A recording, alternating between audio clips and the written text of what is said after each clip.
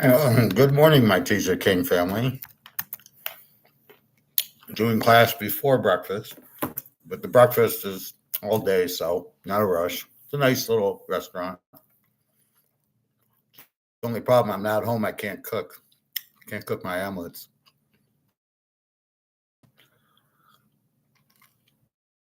So I see gold is at 36.30 right now. Silver 41.33. So silver's holding up. Should be much higher. Gold, who knows? Who knows the real price? 36.15 up to 36.38, down to 36.23, up to 36.36. It's all bullshit. None of it's real. It's all bullshit prices. It's J.P. Morgan having his little laugh, price fixing gold.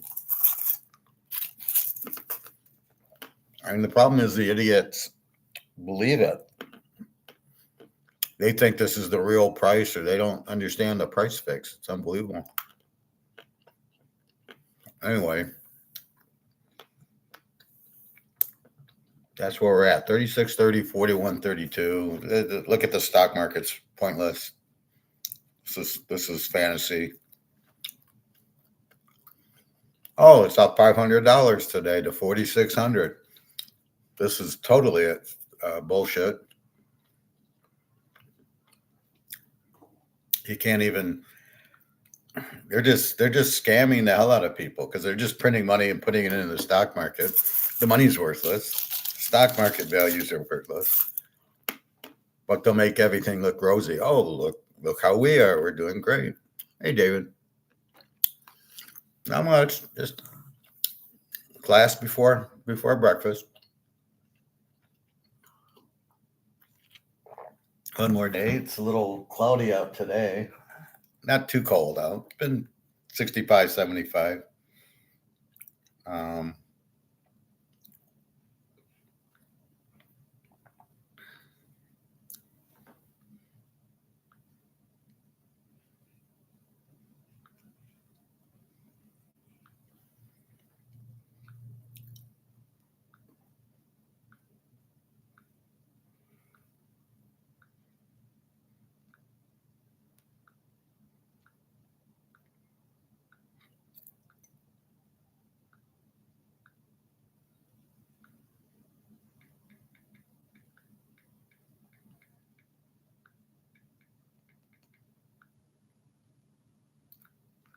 All right. Let's do football. So let's do pros because there's a game tonight. Green Bay, 3.5, 48.5 to Washington. Washington is a very loud dog with Jalen Daniels. Always, every game, even against Philly. Now, you have to be able to read what happened last week with Green Bay and Detroit. Basically, Detroit is a running team and needed to run, and Green Bay didn't let them run. And then when they went to pass, the play action pass wasn't there because they couldn't run. And now you see why Goff is worth $5, not $50 million. This is why the Rams let him go, because he's only good with a good running attack. So he can run, and then play action pass. And that's when he's good, when there's no pressure on him. Well, it didn't work last week. Now what you have is Daniels, who's a good pocket passer, and he moves around, and then he can run. Goff can't. Michael Parsons will be looking him up. So this new thing, but how good is Michael Parsons in there? He can't be that good in the defense yet. He doesn't know it. So he'll get better and learn his assignment better. And you saw how winded he was. So we'll see if he's more in football shape.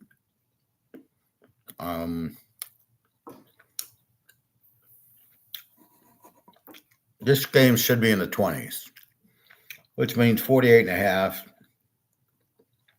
should be very close to the real totals in the game, I think. You can throw out Washington Daniels is going to he's got McLaurin, he's got receivers, and he's got running backs up the butt. A lot of running backs there. The defense, I don't know. Is it that good? They held the Giants to 242 yards. No, that was that.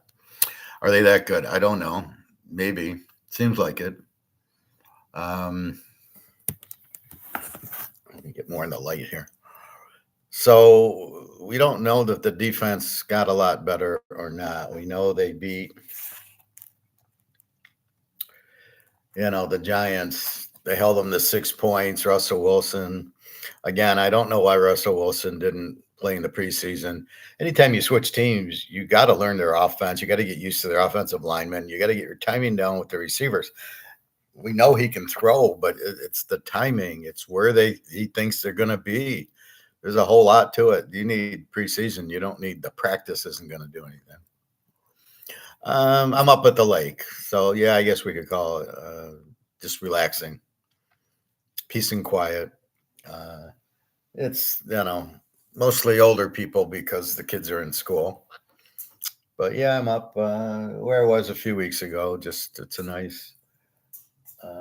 I walk the lake. There's a pool and a hot tub and some nice things.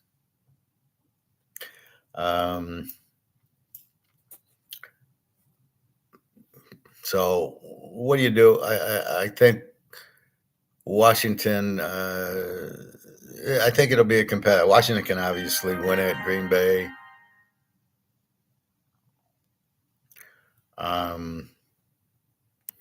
There, just a second. What did he say?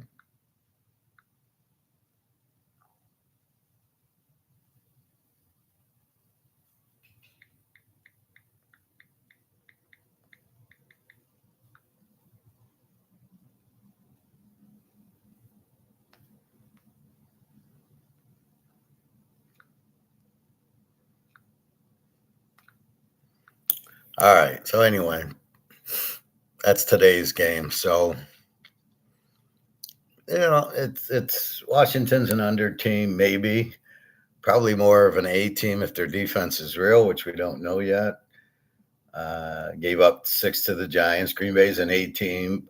Gave up 13 to the Lions. Very small sample size. Green Bay's in a whole new look.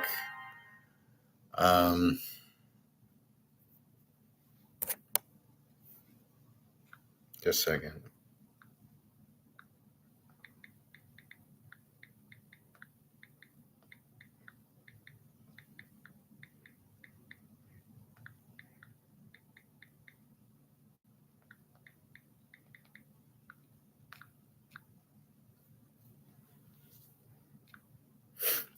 All right, so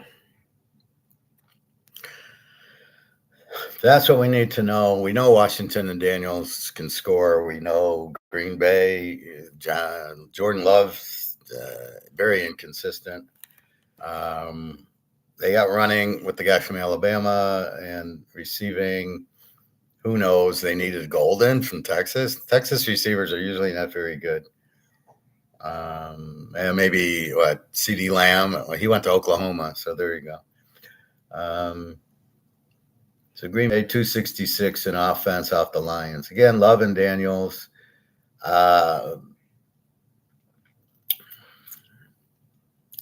We'll see what happens in the game, but should be a good game. All right. Miami 1.5, 43.5. Miami a Z team, New England a W team. Miami gave up 33 to Daniel Jones. Okay, they suck. They're probably the worst team next to Carolina, Tennessee, and a few others we can find. Maybe the Giants, although I expect more from the Giants this year. Tennessee will be really bad. So we'll see. This thing's out of order for me. Not much offense from Miami. I think they're what's called a weak favorite. They should not be favored in any game. They cannot. You can't say they're going to win this game. My friend said, "Oh, well, the New England hasn't won in Miami in a few years or whatever." I don't care. Again, that's what's called misreading the variable, right? The variable is not consistent because now New England's got Drake May. They now have Vrabel. They have different parts of their variables. So you can't, oh, Vrabel didn't lose all these games in Miami, nor did um, Drake May. I mean, so you can just go by that. Is Tua beating New England? That's the thing. So I don't pay any attention to that unless it's Mahomes or Allen or Baltimore, where they have stats that are good for 4 or 5 years. But I don't buy that. Oh, I'm not going to bet New England because they haven't won in Miami. Well, this thing in Miami sucks. What else do we got? Drake May against Tagliavua. Total 44 and a half or 44. And again, New England, a W team. I wouldn't be betting them too often. Miami, a Z team. I would never bet them as a favorite. They're a very bad favorite. Very bad. Cincinnati, 3.5, 48.5. This is our free play. Take Cincinnati. 3.5. You get 2.5. So even if they lose at home, you still got that 2.5 to help you out with. I can't see them losing. Jacksonville again. This is a Z team last year. Got lucky and beat. They beat. They beat Carolina. They beat the worst team in the league. So it's hard to call them a B team. They held them to 10 points. Cincinnati held Cleveland to 16. They got a missed field goal and a missed extra point to do it, but they got it. Cincinnati's an under. We saw Hendrickson play, so he signed. So did McLaurin for Washington. So did Micah Parsons, just for a different team. He says he wanted to stay in Dallas, so he's got a problem with his agent because the agent didn't sign it. So I thought that was a bad agent. The agent's got to do what the player wants. You don't go the other way around. So we got to get used to Green Bay with Micah Parsons. So Cincy and under team, Burrow and Chase looked like a lot of problems with Burrow and Chase last week, overthrows, out of bounds passes, but he was covered a lot by Cleveland. So maybe Cleveland's got a very good defense. Maybe. I can't believe Cincinnati only scored 16 and didn't get a whole lot of offense. Cleveland held them, well, I guess 327 yards. I didn't think they got that many. Well, Cincinnati, I guess, held Cleveland to 141 yards. That's what it is. Oh, no, that's their okay. That's their off. I got it backwards. Yeah, Cincinnati only got 141 yards on Cleveland last week. Yeah, that's so Washington. The Giants only got 242 yards. Okay. Cincy, I expect them to get a lot more yards than 141. We will see. Jacksonville, nope, the quarterbacks. Lawrence is terrible. I mean, Cincinnati's the better team and wants to start off good. So we have them at home. We're betting Burrow here, and we get. I think the spread should be 7. It's only 3.5. So that's kind of the point.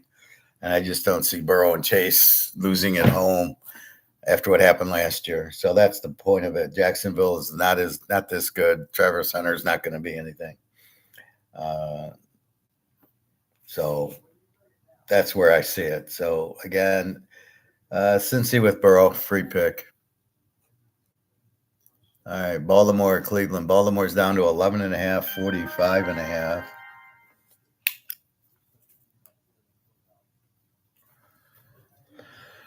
Baltimore. Do they really have a defense? They seem to have a defense, except for when they're at the end of the game having to win the game. They don't have a defense. Cleveland, I don't know. They held Cincy to 141 yards. They got 327 on Cincy. It's not a great defense. They scored 17. Baltimore gets 41 on Buffalo and still loses. Great coach they got there. Or no, they scored 40 and lose. 432. Now we know we're getting Lamar. We know we're getting Henry. Flacco, we don't know what else they got. Samson from Tennessee, who's a good runner. I don't mind him. And the defense, I don't know. It looks good. I mean, if they hold Cleveland to 16 points, I'll be all right with that. It's a big number. Baltimore off the loss. I don't know. Should they play better? You fucked that up. Lamar realizes there's 60 minutes in a game now, but he doesn't know how to call off a play. The run he gave Henry up the middle when he fumbled he should have audibled out of it into a play action and him run around the side because you're really just killing clock then. Well, you're better off with him running around the side on a play action pass than anything. So I don't know. It's very, very ridiculous. So I don't know. We'll find out Cleveland here if they hang in there. I don't know that Baltimore is going to blow them out. Cleveland Flacco. I mean, this isn't like a Z team. This is an under team that looks like they're going to run it down their throat. Flacco's good enough, and their defense is very good. So I don't know. I wouldn't lay 11.5 with Baltimore. I'd have a hard time with it. Total wise, I don't know. Baltimore, sometimes they're an over team, sometimes they're not. I don't know what you'd call them right now. They gave 41 to Buffalo. So I don't know. This would be 17.5 in Cleveland is probably playable. 5.5 in Baltimore. Yeah, you're even if you have a lead, you got to be down to the end. I don't know. Baltimore's not very well coached. I know everybody thinks Harbaugh's the greatest thing, but it's not. The Cowboys, 4.5, 44.5. Down from 6. We'll check injuries in a minute. I know the Niners are crushed with injuries. But we'll explain the best way to play that. 44.5. So that the total stayed. The Giants are a Z team based on last week and last year. Give up 21, and they only got 242 yards. Russell Wilson, he's better than what he shows. Scadaboo didn't play for some reason. Again, a coach going with experience over talent. Scadaboo's the better running back. Why isn't he playing him? Dallas played Philly well. We're able to score. Dak only, how many interceptions did he have? An E team. Again, 24 defense to Philly, 307 yards. So I don't know. It's when does Russell Wilson wake up? And then how's Dak going to wake up? So we'll see. The Rams, 5.5, 41.5. They're an under team, very good defense, a 9 defense. They're an under team because they played Houston, who also has a good defense. That's why I played the game under last week. I didn't trust it. I knew there wouldn't be a lot of points. I'd like the Rams, but the prudent play was going under with the Rams and Houston's good defense and Houston with no quarterback. Tennessee's a W team with a 20 defense. Got 133 yards on Denver, last game. Their game shouldn't have been close, but 4 turnovers by Denver. So does Tennessee have a good defense? I doubt it. Stafford against Ward. Again, the Rams, you can play defensively. I don't know if they'll blow you out, but in this case, Cam Ward, he didn't do shit. And their offense is nothing. They're not going to get any offense against the Rams either. So we'll see on that one.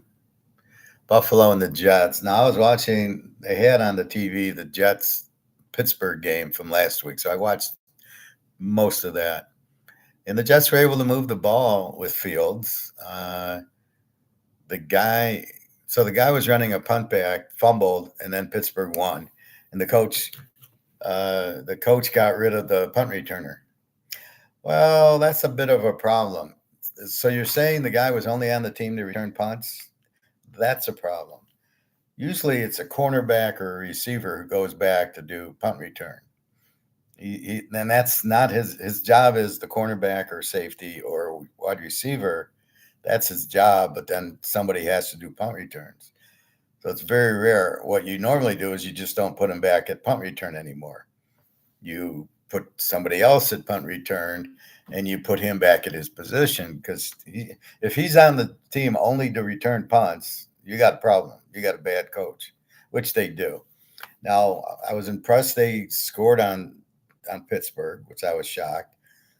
Rodgers threw for 4 touchdowns, which I wasn't shocked. So the Jets have no defense. Apparently, with Fields, he's going to run a lot more, which is what he did at Chicago, where they were an over with Fields. He would score a lot running the ball, couldn't throw, but their defense sucked. So we'll see what we get here. Buffalo, after the big win against Baltimore, are they going to be flat? I don't think so. This is a divisional game, so they'll be pumped. Josh Allen, even if they're down, is going to win the game. Allen against Fields. So they're both over teams. Buffalo obviously gave up 40 on defense with Joey Bosa and the Jets at 34.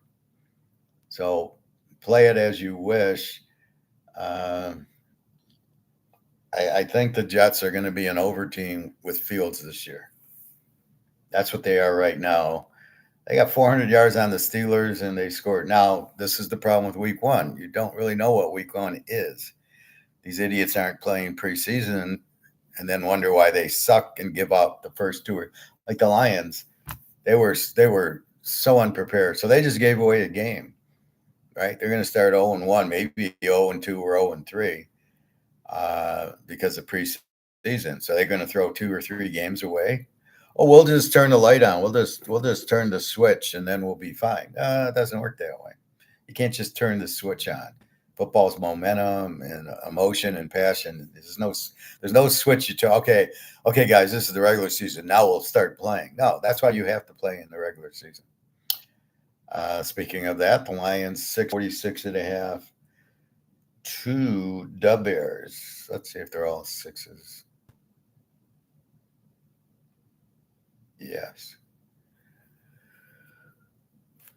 646.5. Chicago's an over team.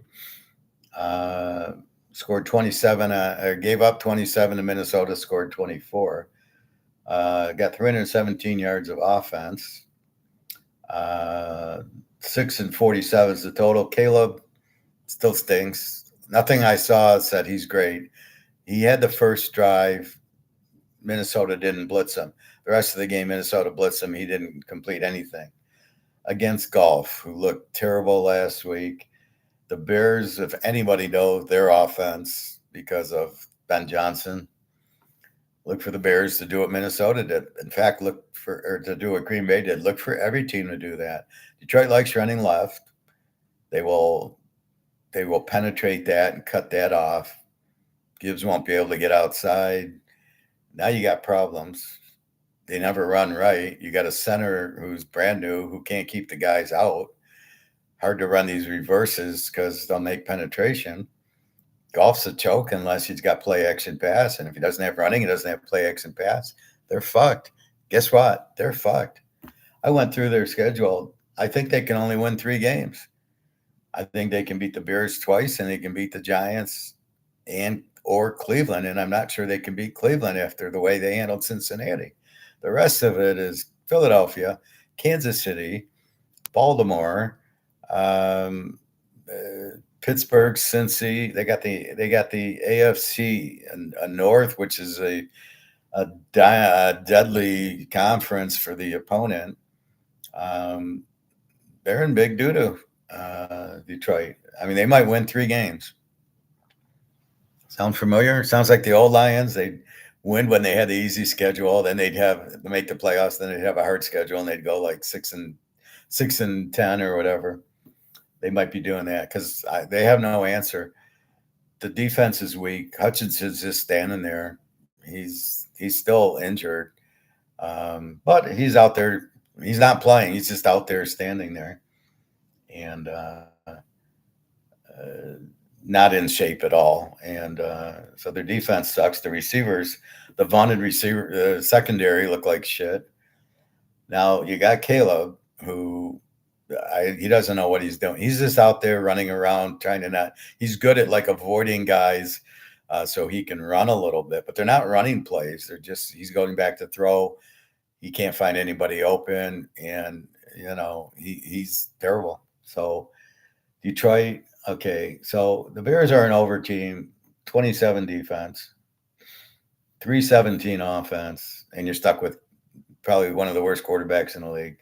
Detroit, a W, 27 defense, 250 yards of offense. That's it. And you got to get in the 300s if you want to be a good team. And golf, who's the choke. So that's what you have there. So the question is Detroit off of a loss. Is Detroit a good team? Now with these coordinators, and it's going to take the coach, what, 6, 8, 10 weeks till he realizes they stink, which he should realize right now. Oh, we'll give him a chance. Oh, okay, give him a chance. As your season goes out the window because that. So the vaunted Lions with this offense, but they lost the center, 2 guards, and the coordinator, and you cannot replace that. So the Lions are in big trouble this year. They are not last year's Lions. They are this year's Lions. And the Bears know them. And the Bears played them well Thanksgiving and lost. This is not an automatic win for Detroit. Will they play better because they're coming off of a loss? Yeah, but can they play better? I don't think so. And I think the Bears are going to know every play. And depending on the injuries to the Bears, they certainly could be much better. So Caleb still stinks. I don't know what you do with the game. I don't know that you can trust Detroit. You certainly can't trust the Bears. And I don't know total wise. Do I go over or under? I don't know. I don't know which Lion team is there anymore. And the Bears, I mean, they got 7 points the first drive, nothing after that. They got a pick 6. And then Caleb ran it in with a minute left in the game. They're down 17 points. So I don't know what you got yet with these two teams. This is why we learn. Pitt and Seattle. Pitt 39 and a half. Seattle an under team, 17 defense. Played the Niners, got 230 yards. And Darnold, who is not a starter. Pittsburgh an over team with a 32 defense to the Jets. They got 271. Rodgers throws for 4 touchdowns. They put a lot of pressure. The Jets put a lot of pressure on Rodgers last week. He was constantly getting sacked. So they probably got like 330 yards and then lose it on the sack total. So Pittsburgh, this is a tough scenario. 3, total of 40. Pittsburgh's defense didn't play. Now they should play a lot better against Darnold. I don't think he runs that much. And again, Pitt with the 32 defense is very unusual. I don't know what's going on here. Again, we got to watch. Week 1's really hard because you're really not getting a full view of the team, even though they're not playing high school team like college. You got to be careful with. So last week I saw the games, right? I had 12 picks. I don't believe I have 12 this week. I probably got about 6 or 7. I was able to figure out a lot more once I studied. Then they show me, they reveal themselves.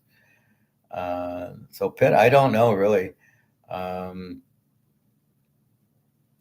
Seattle has to come east at 1:00. Pitt with Rodgers, but they don't have the defense. You must have a strong defense to play a team to win, right? You got to be careful with that. Pitt doesn't seem to have it. Now, we'll see what they do. Who's the Jets quarterback is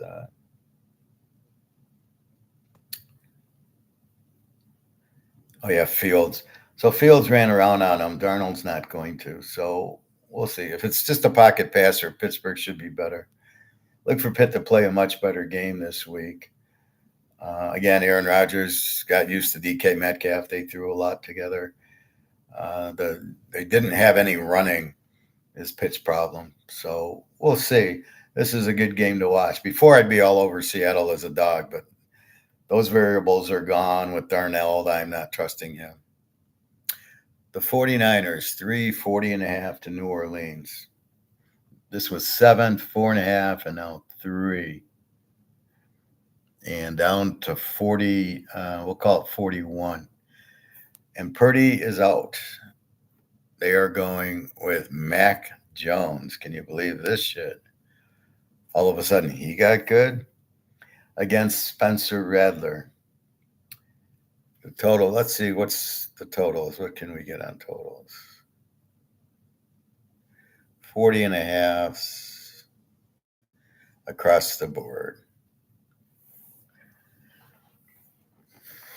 Frisco, an under team. McCaffrey's hurt again.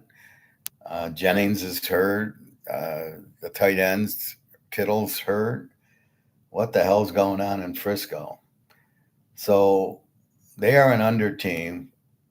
384 yards. They'll be lucky to get 284 yards in this game. New Orleans, a W team with the 20 defense, 300 yards last week against Arizona. So you can't really tell Arizona. And Rattler, who's terrible. There is only one way to play this game. And you should be able to figure that out.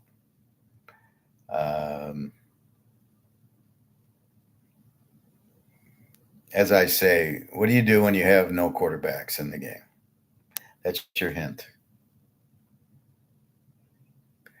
Arizona 6.5, 43.5. To Carolina. Carolina, the worst team in the league. Z team. 26 defense, bad defense, and 255 yards with Steve Young, who did absolutely nothing last week. Arizona, an under team, 13 defense, but only 276 yards. People think this is still Cliff Kingsbury calling the plays. He's gone. This is not Cliff Kingsbury there anymore. He's at Washington, and that's why they're scoring. Murray's just not the same. They just don't have a good offense.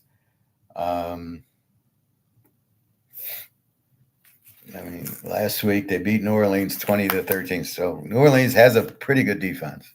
And they still have Kamara and Olave. Don't forget that.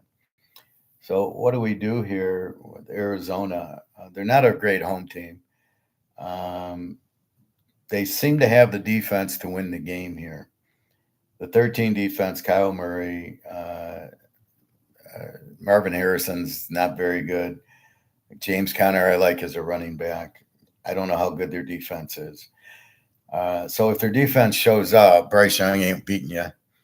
So this could be a play with Arizona just because more or less you're betting against Carolina.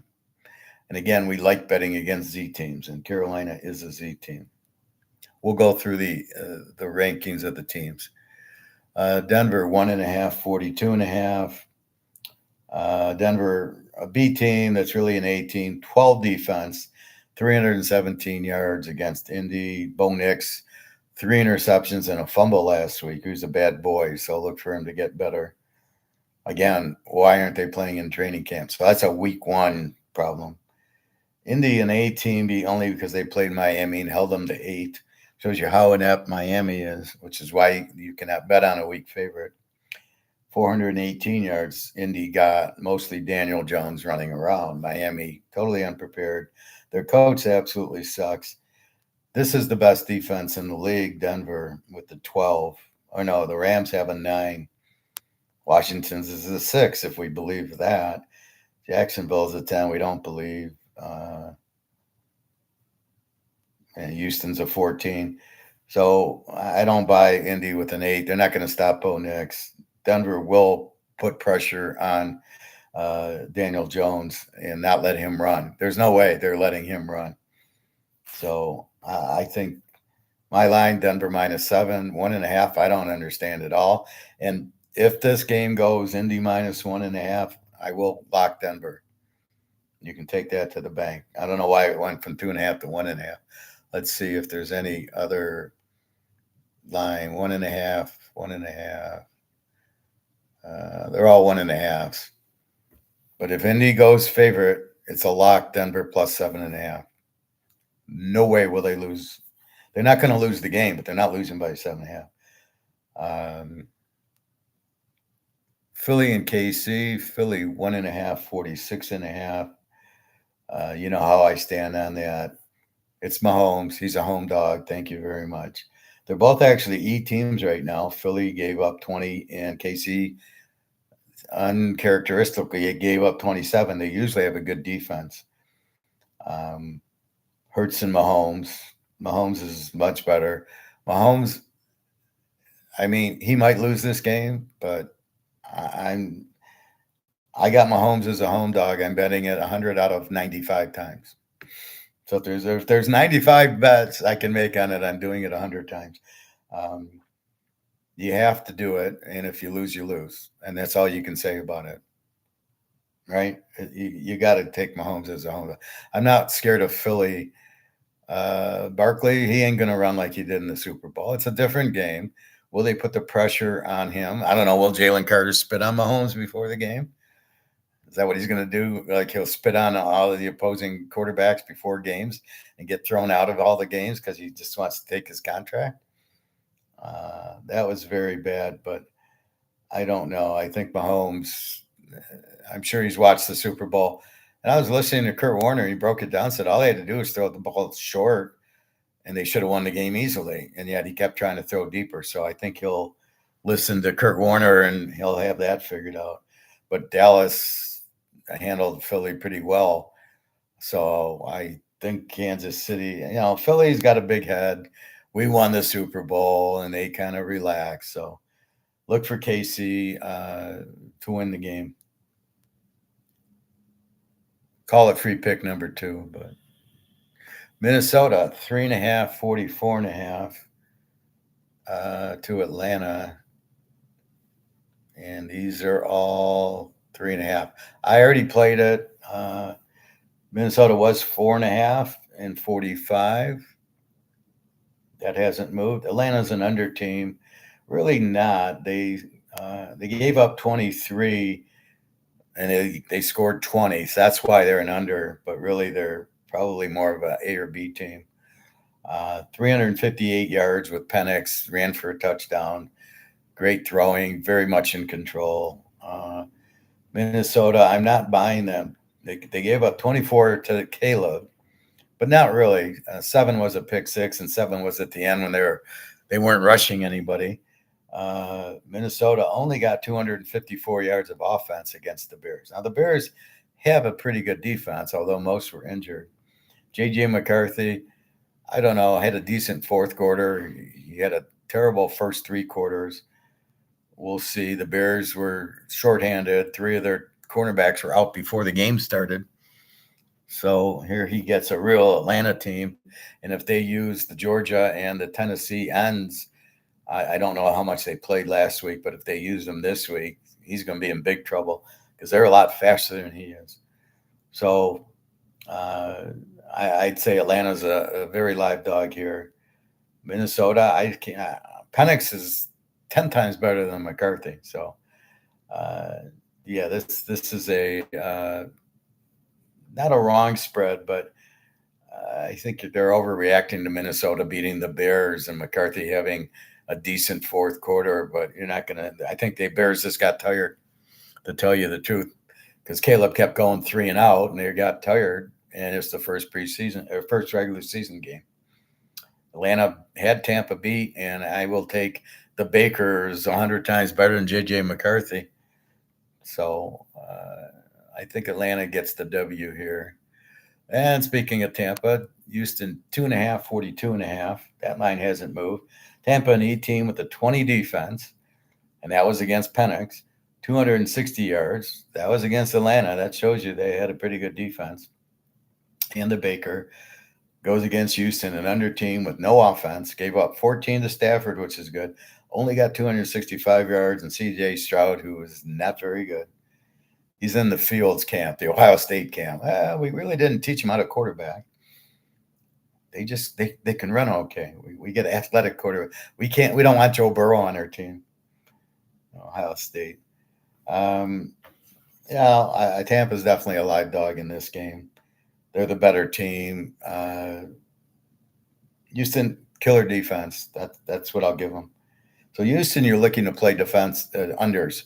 We had them under with the Rams last week, and if there's other good defenses, if we can in their division, Jacksonville has a 10. We'll see how they are after Cincinnati.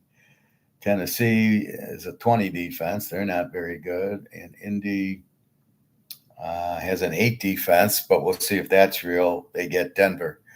So after this week, we'll have a better feel for the real teams.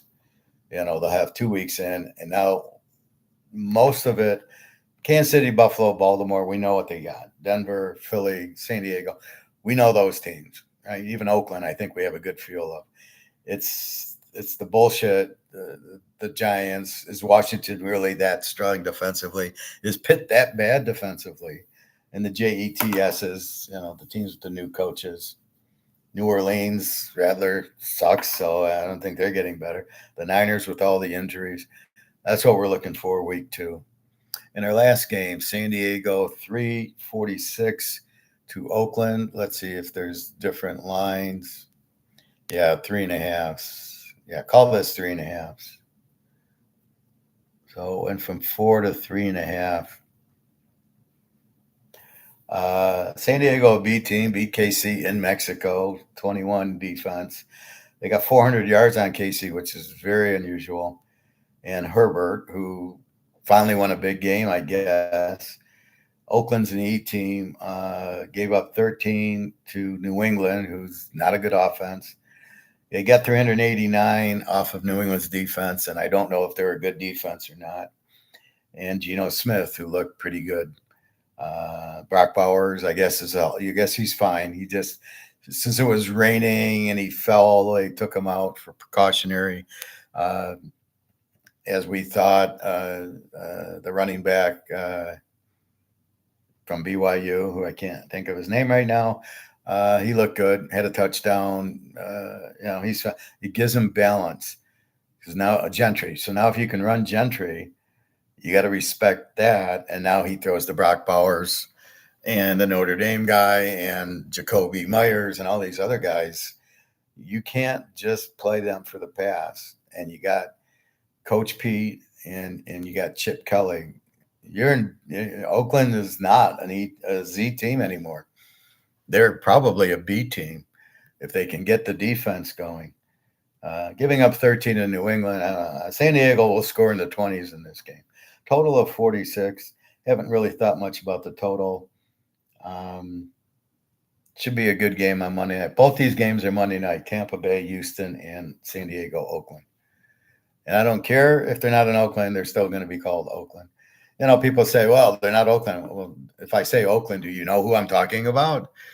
And everybody loves Oakland. So, of course, I'm not going to call them Las Vegas. It's bullshit. All right. That's the NFL. Your free pick is Cincinnati. That line is way too low.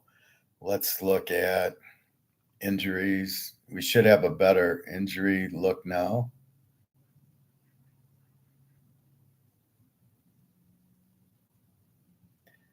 We got to get to it. Okay, now we got a pretty full slate of injuries.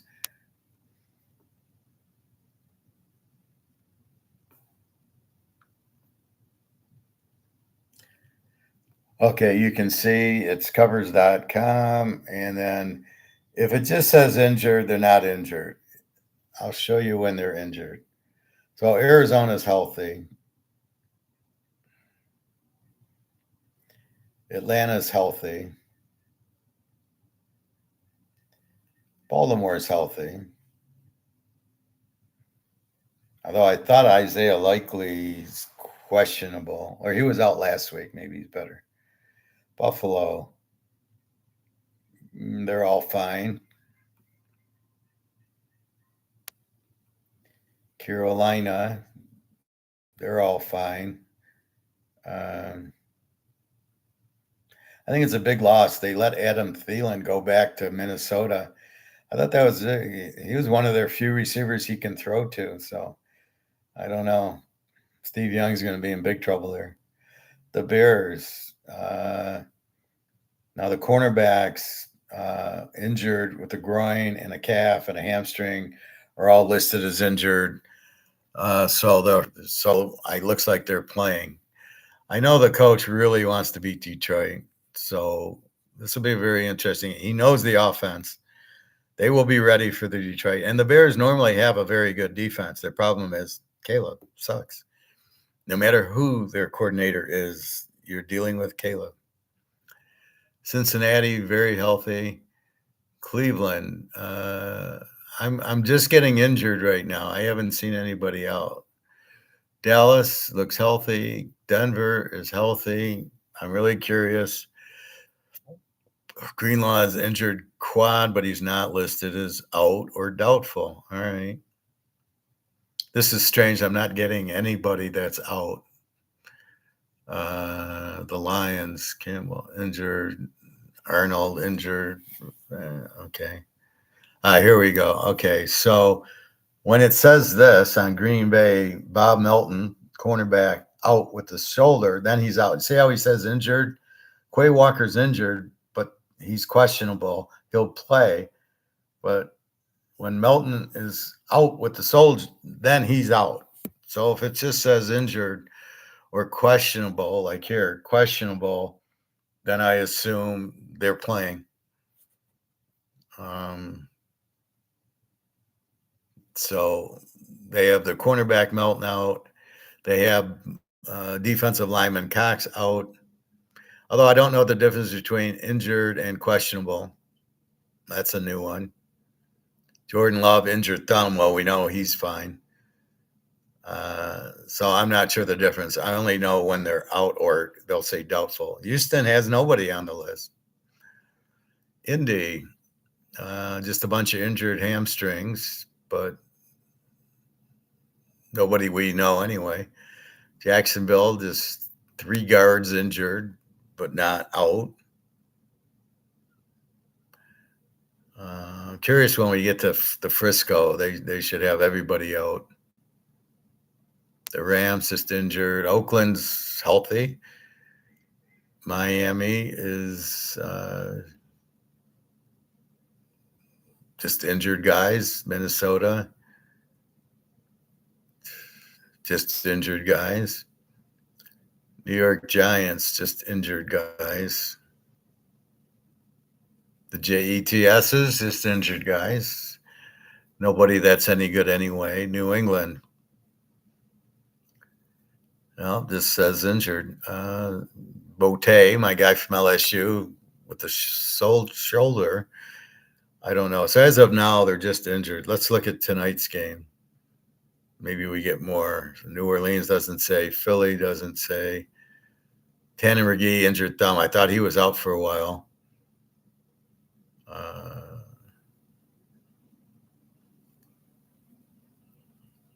Pitt. 49ers. Okay, Brock Purdy, injured shoulder. Well, we know he's out. So now I don't know what to think of this. Nick Bosa. Oh, yeah. Oh, no, he's injured for rest. So what does that mean?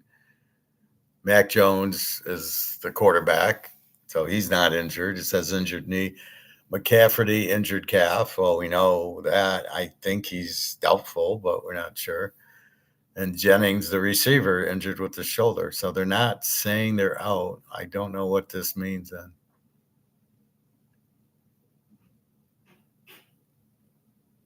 Seattle. I guess you got to go by name. Is there anybody there? Tampa's fine. Tennessee.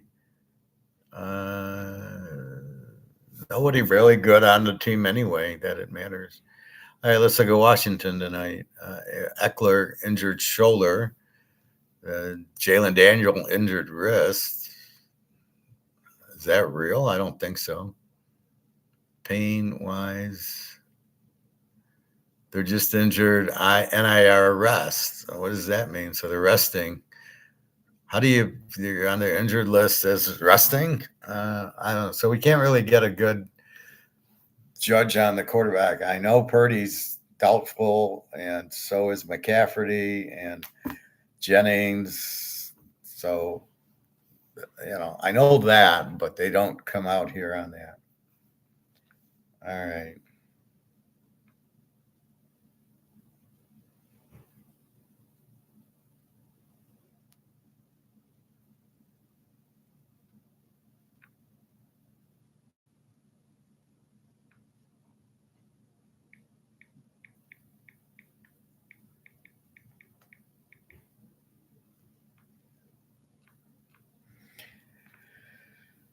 All right. So nobody really important. I'm a little surprised I can't get more info, but maybe we get it tomorrow. We get more thing. But with tonight's game, Washington, I'm getting Daniels. Let's go back and see if it lists anything on scores and odds if they give us a little better injury. So let's look at Washington and Green Bay tonight on the matchup. You go to the bottom and it says injuries. Let's see what Washington says. No injuries to report. Green Bay does list Micah Parsons is questionable with the back. Nate Hobbs is questionable with the knee. Wicks is questionable with the calf. So they do give it. Yeah, Christian Watson is out with the knee.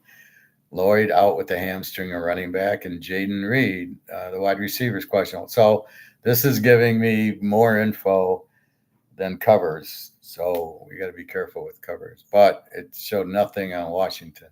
So Daniels is not injured. No injuries. Okay. I guess that's what we'll have to read. So that's what you have. So your free pick Cincinnati.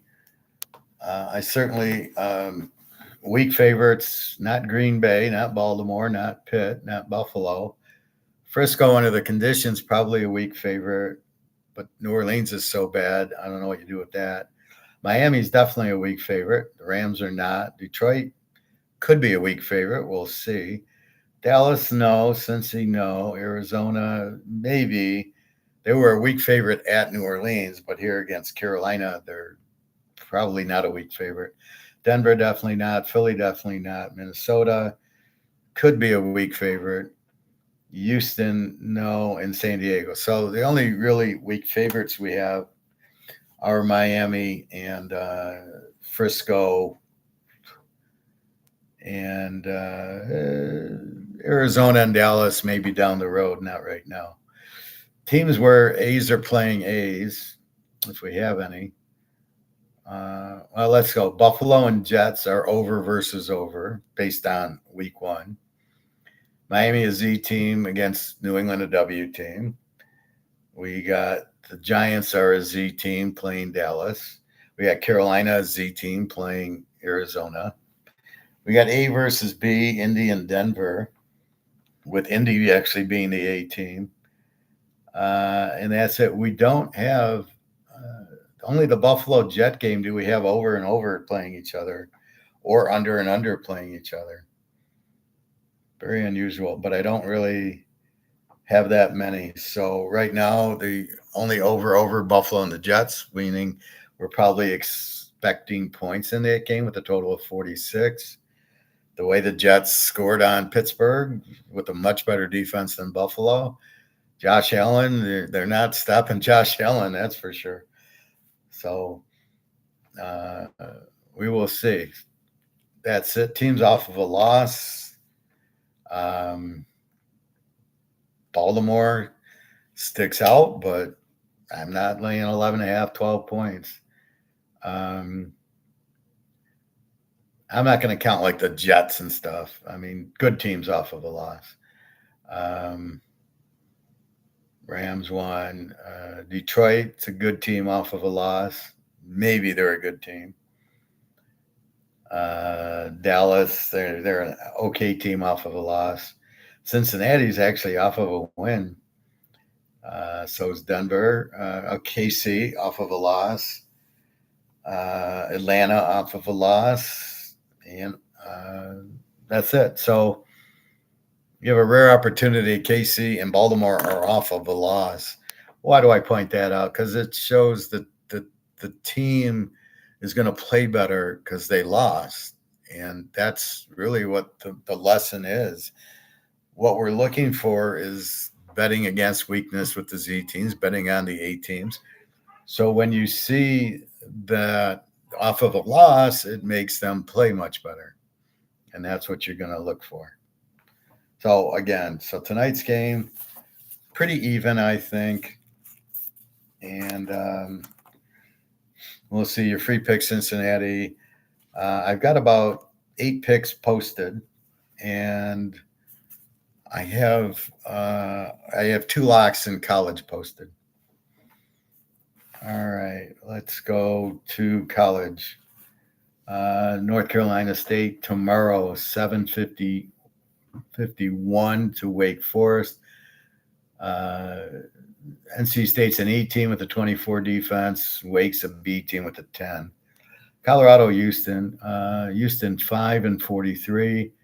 Houston's given up nothing. They shut out Rice last week or gave out a touchdown. K-State's had struggles.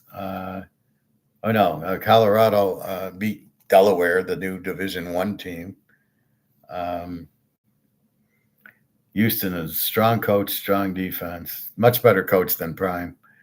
And they're maybe I move this over here.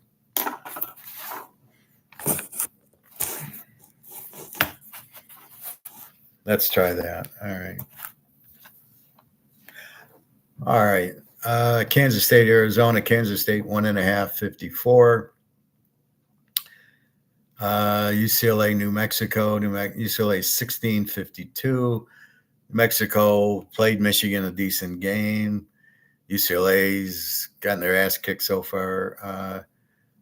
Not very good. The quarterback isn't very good, but he's played some, they played Utah and Vegas, so 2 tough teams. Wisconsin, Alabama. Alabama knocked out Tyler Van Dyke last year. They're at Alabama, 21-47. Should be an interesting game. I would think Alabama wins. I don't know if they cover 21, though. Buffalo, 22-50 against Kent State at Kent State. Kent State's a Z.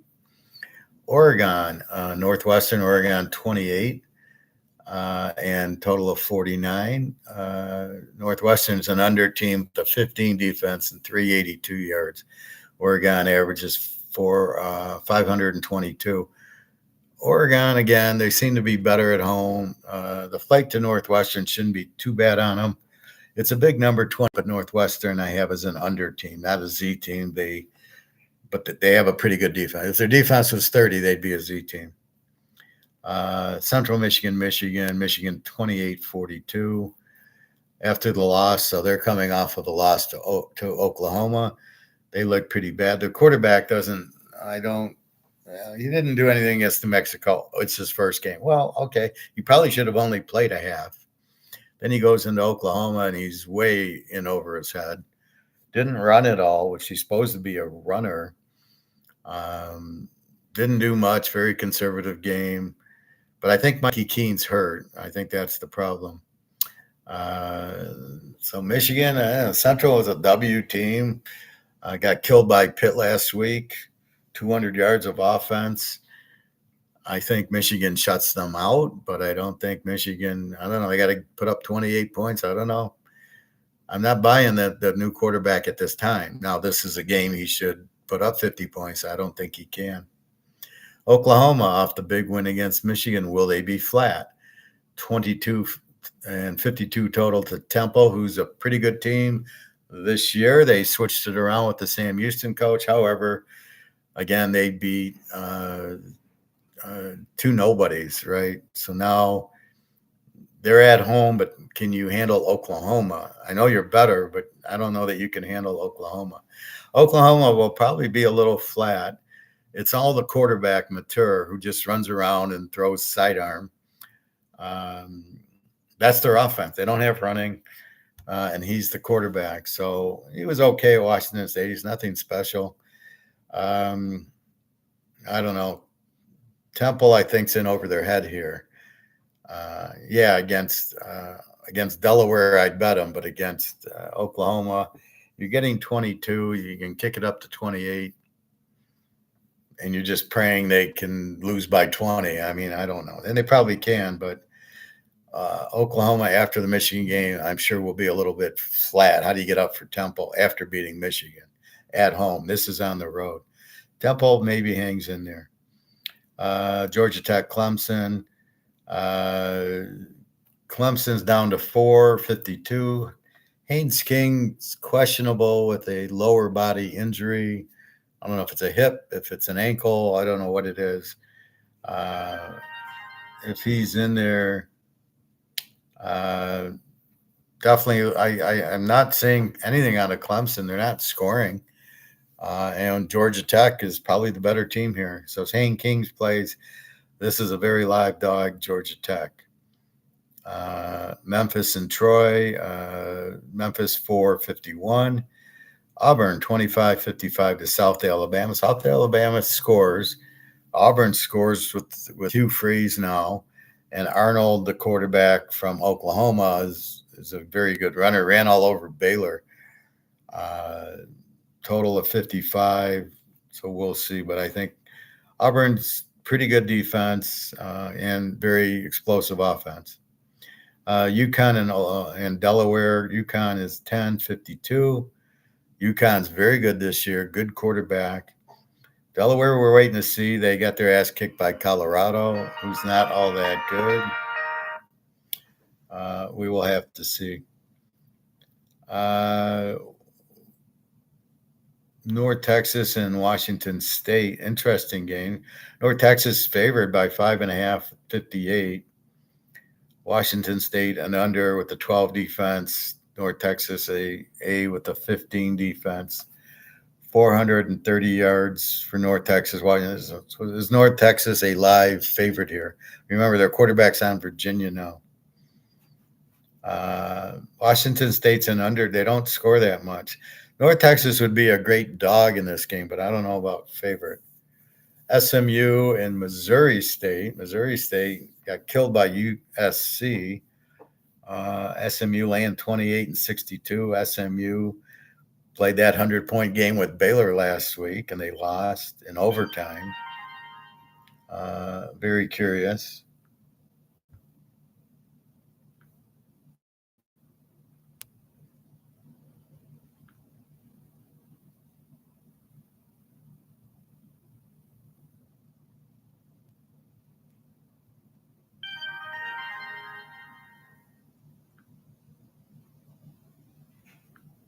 Just a second. What the fuck?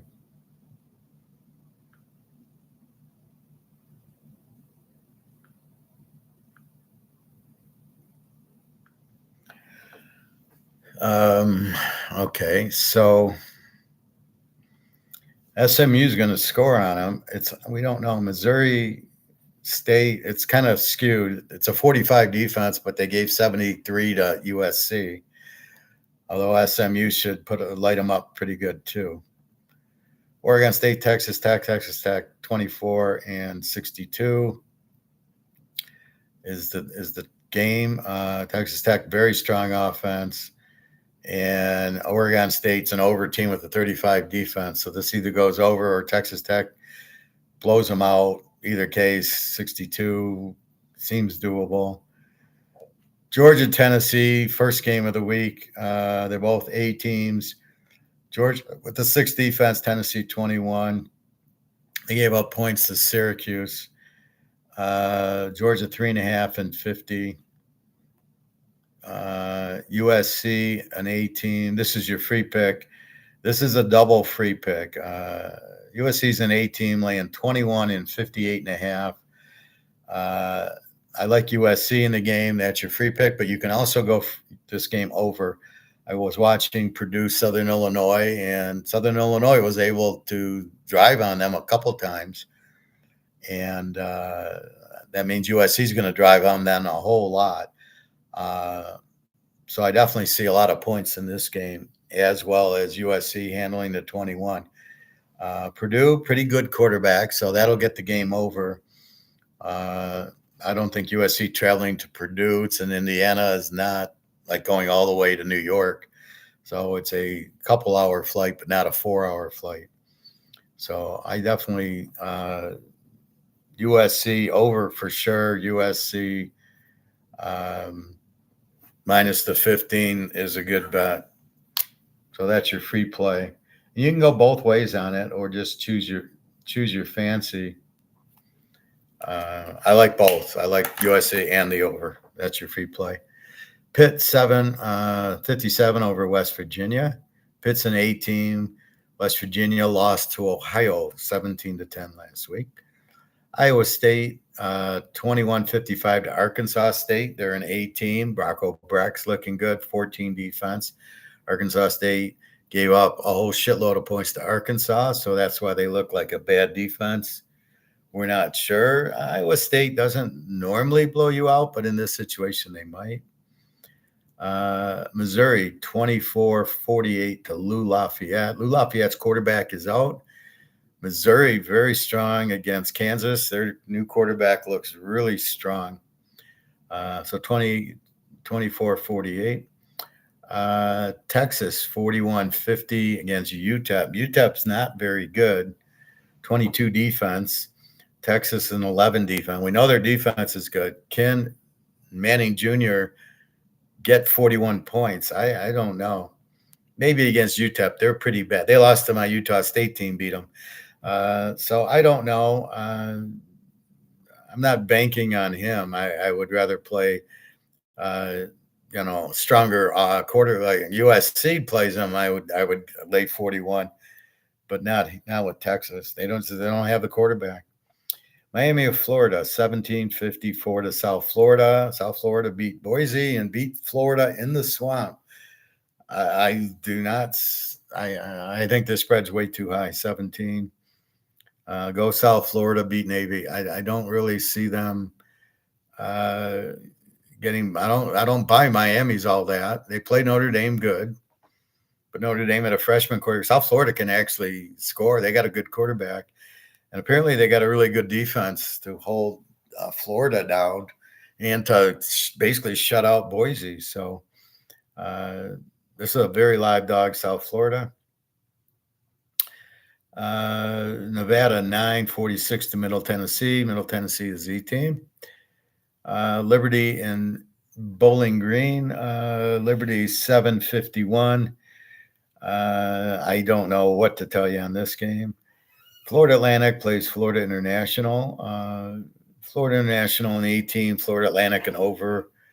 Florida International minus 157. Probably a live dog with Florida Atlantic because they're an over team. They can at least score. Georgia Southern 357 over Jacksonville State. Georgia Southern's terrible. They're a Z team, but they're favored. But Jacksonville State's an under. 21 defense. Georgia Southern got to play USC and give up 70 points also. 282 yards for Georgia Southern. I don't know. Normally, I do not like betting Z teams when they're favored, but I'm not sure Jacksonville State's any good. App State, Southern Miss. App State is 1.5, 52.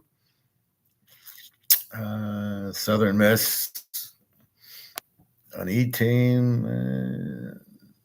We like Southern Miss because they got the Marshall coaching staff, quarterback, and players. So it's a tough one here.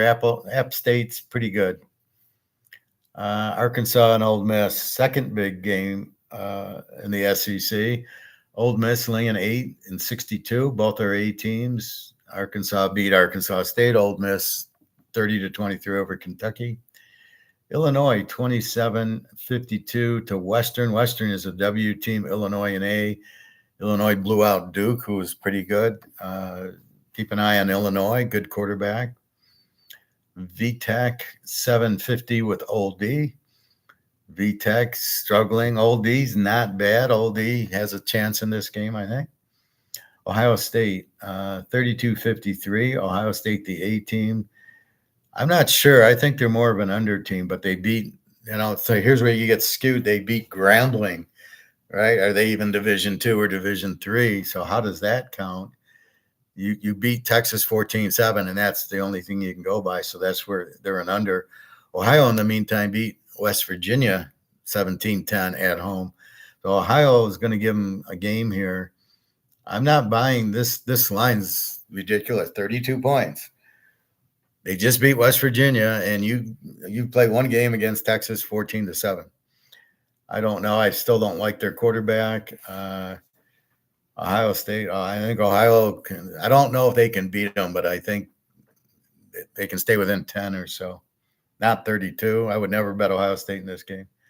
No, next big game, Notre Dame 7-48 to Texas A&M. A&M's played UTSA, and they played another Texas State or something. No, I don't think it was Texas State, but they won playing two average teams. Although UTSA is a good team. Notre Dame with no quarterback, Carr very weak, lost to Miami, so they're off of a loss. That's the only game they played. So Notre Dame shows a 27 defense, which is all Miami. So we don't know much about them. A&M has a good quarterback in Reed. He'll find the end zone. I think this should be a close game. A&M could win it. I don't like, again, you're in trouble with the freshman quarterback, Notre Dame. This is their problem. They're going to be in trouble, just like Ohio State and Alabama. You got these new quarterbacks that are young. Sorry. LSU, Florida, another big game. Bobby will be there in his home. LSU 7.5, 49 to Florida. Florida's a 9 defense, LSU an 8 defense. I mean, they crushed Clemson 17-10 defensively, and then last week they beat Louisiana Tech 27-7. I don't know if LSU's got the offense we think they do, and Florida loses to South Florida 17-16. So I think neither team's got the offense that we think. East Carolina, Coastal Carolina, East Carolina 7-55. Kentucky 25-46 to Eastern Michigan. Eastern Michigan's an over team, though. Iowa 34-44 to UMass. UMass a Z team with the 35 defense. Iowa's an under team with the 20 defense. Iowa only gets 284 yards a game. Played Iowa State good, which is par for the course. Iowa State got the win.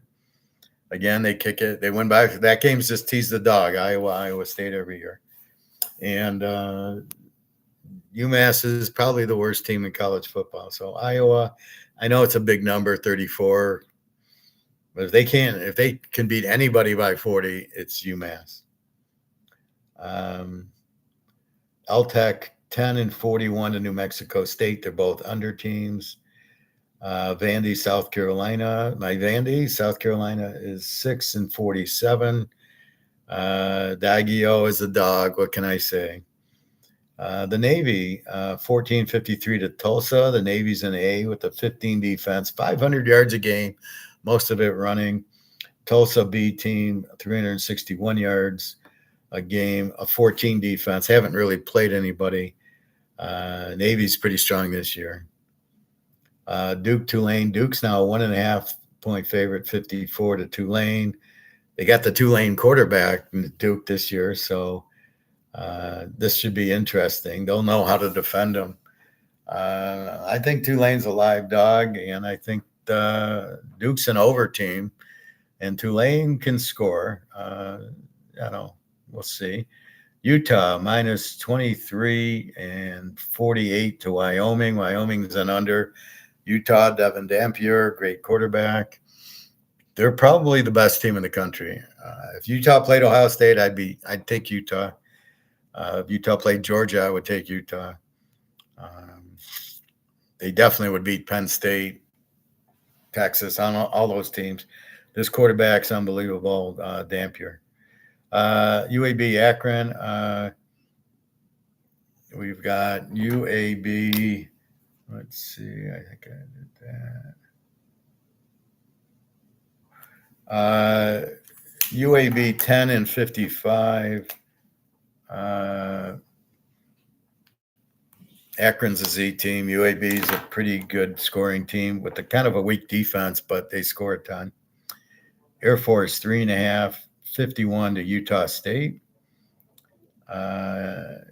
Utah's Air Force is a A team. Utah State is the E team.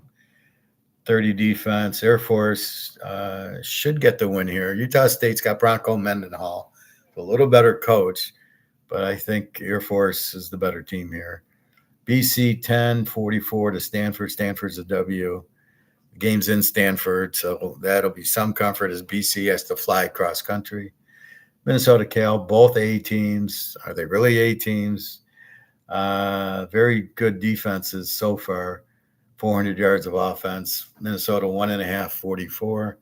And our last game's Arizona State 14-58 to Texas State. We know Texas State's explosive as shit. Arizona State should score a lot here. So let's go through our Z teams because we love betting against our bitches. The first Z team is Kent State playing Buffalo.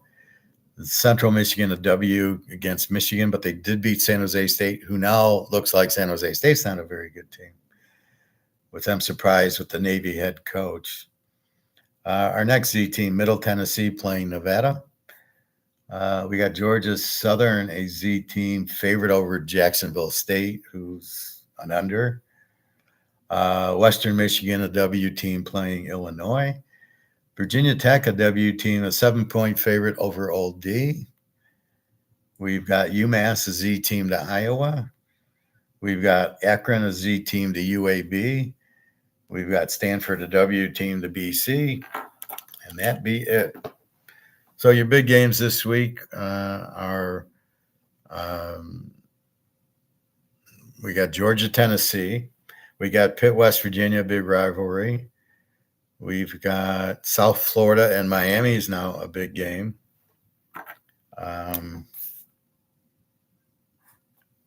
We've got Missouri, Mississippi, and Arkansas. We've got Texas A&M, Notre Dame. We've got Florida, LSU. We got Vanderbilt, South Carolina. We've got, and that's it. That is college football. I don't know where to get the injuries because I don't know if I look at the injuries on covers, it gives it to me. We can take a brief look. I think we're getting better if we just go on scores and odds and go down to the bottom and look at the injuries. So let's check what they show us in college.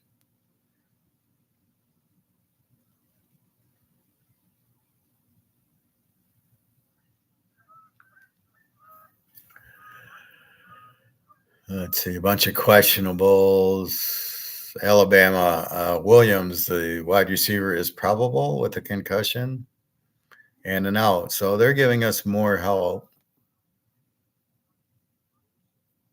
Let's take a quick look.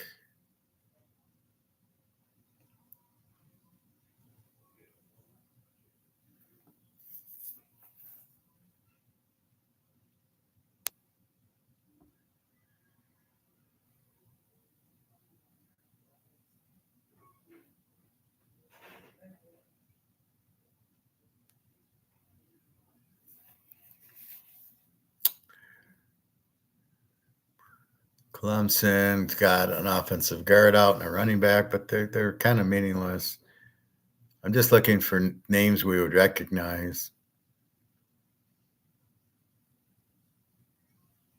Colorado, 1, 2, 3, 4, 5, 6, 7, 8 guys out. Undisclosed. So I don't know if it's disciplinary or injury. Let's see. Delaware's quarterback's out. Oh, I want to go to Haynes King. Let's see the Hayneser, Georgia Tech. Georgia tight end out. That's it. Georgia Tech, Haynes King, probable with a lower body. So we do have Haynes King, and we did see the line go down from, I think, 4 to 3. Where's my Haynes King? Yeah, they were 5. They went to 4. So Georgia Tech, very live dog now with Haynes King. I think they're the better team in this game. I think, did I play them? I don't know. But they're at Georgia Tech. Clemson has shown no offense, and Georgia Tech's coach is very, very good, very smart. So I see that. Anything else? Houston, a lot of probables, a couple of receivers out. Illinois, a couple of guys out. But you look at the date they're out. Like this guy on the bottom of Illinois. This is Illinois. And he's out, but he's out August 6th. Well, we played games from them. Here's August 23rd. So that we kind of doesn't count. We're in the middle of September now. They played last week. These guys didn't play then, so they're not meaningful.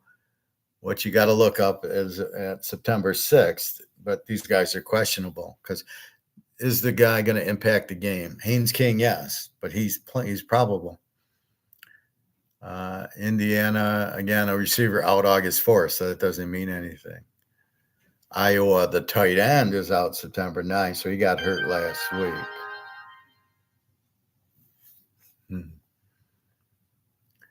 Iowa State, a bunch of questionables. Holy shit. Kansas, no. K-State. I have a friend, and he bets straight, and he knows I bet teasers. He said, well, I don't do teasers. I do straight. And I go, he says, the only loser I had last week was Kansas. And I said, well, I won with Kansas. I had 12.5 with Kansas, or 12, and they lost by 11. And he had them like getting 7.5 or something. I said, that's why I do teasers. You lost with the game that we won, and we had it locked, and it was our free play because it was in a teaser. The teaser, people, I don't understand how to explain it to people. The 6 points are huge. When I'm picking like Clemson, Georgia Tech, I'm getting 11 with Georgia Tech. That's a whole lot different than 4 or 5. That turns a loser into a winner. That's what you want. So I don't get that. Let's see. Kent State, Kentucky. Let's just take a real quick look. LSU, defensive lineman out, running back out. Running back was out August 9th. He's not an issue. The D lineman went out September 10th. Could be an issue.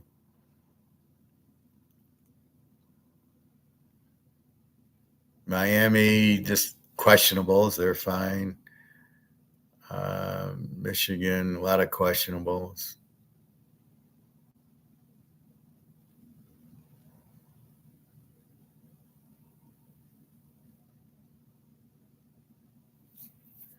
Old Miss.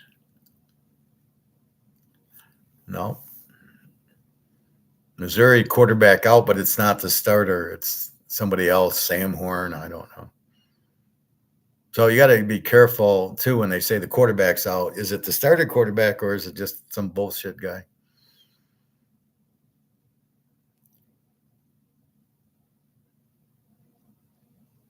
NC State, a lot of injuries here. September 9th, 1, 2, 3, 4, 5, 6, 7, 8, 9, 10, 11 players, a lot of them defensive players, are out, and they play tonight or tomorrow against Wake Forest. They got 11 guys out. Are they starters? We don't know, but they're out. Big Nebraska, we don't care. They're not playing. Mexico. We'll just quickly go through this. There's too many teams. Northwestern running back out. But again, we don't know if he's anything. Notre Dame, just August injuries for Notre Dame. Ohio, playing big Ohio State, nothing. Ohio State, nothing. Oklahoma, nothing.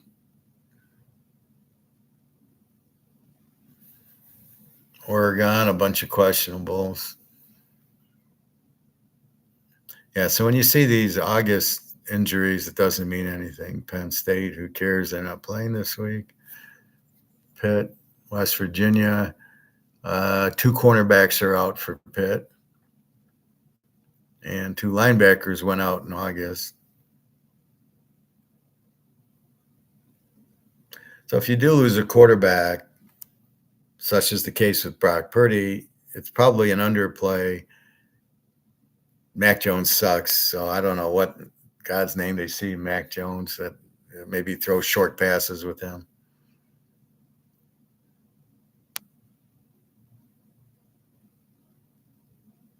Let's see.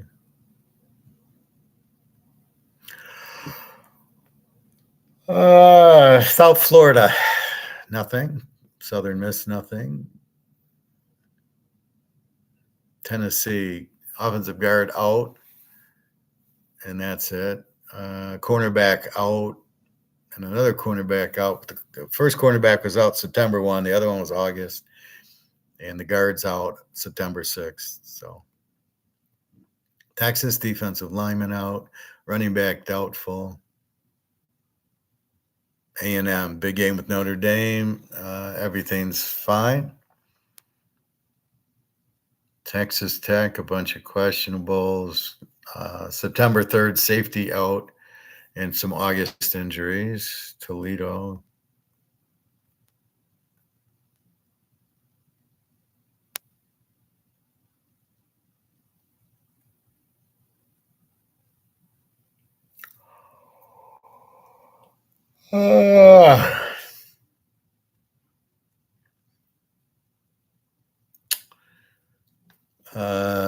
Tulane, big game with Duke this week, nothing.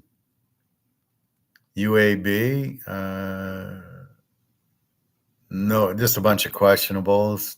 UCF, nothing. UCLA, they're terrible. Jesus, a ton of questionables. UConn, nobody really. UMass, Vegas, USC, a couple of questionables. Utah, a couple of questionables, nobody out. Vandy, no, nothing to worry about. Virginia, nothing to worry about. Tech, Wake, Washington's not playing. Washington State. By not playing, they might be playing Division II, but we don't care. West Virginia running back out. They do play Pitt. Western Michigan, nothing. Wisconsin, offensive guard out against Alabama. And Wyoming, running back out, D lineman out, but these are August injuries. So that be your football.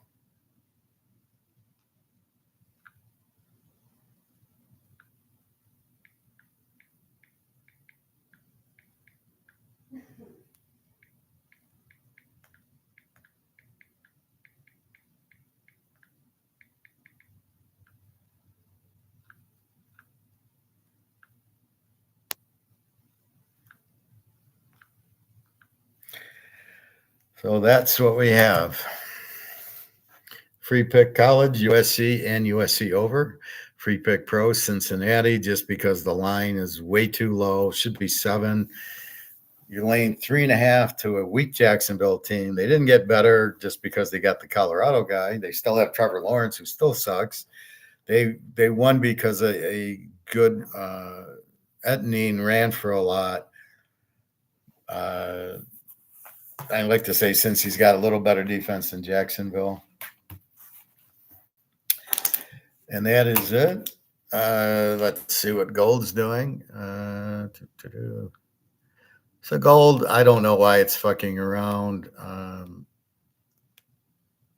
Really, you just want to get out of the dollar and into gold before the dollar goes to 0, and you won't be able to. Oh, we got a nice little noon kick, so 36.38, and look at silver, getting close to 42.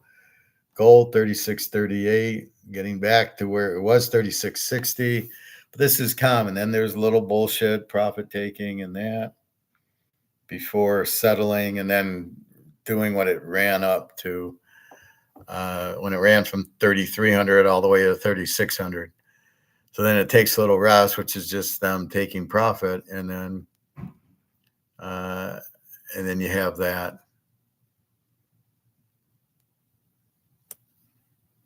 All right, let's listen to Mark Alligator. The most significant rebalancing in recent history, and if so, what does it mean for the US dollar? I think this balancing has already started. We've seen this actually for some time.